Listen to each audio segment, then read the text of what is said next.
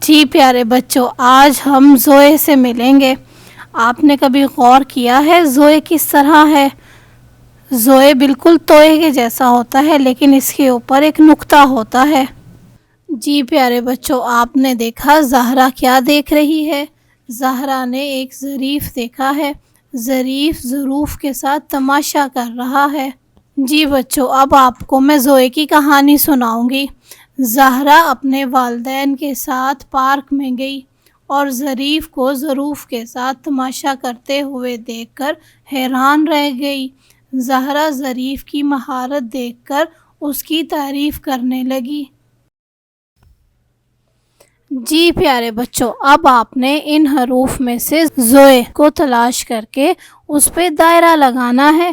اب غور سے دیکھیں کہ پہلا حرف کون سا لکھا ہوا ہے۔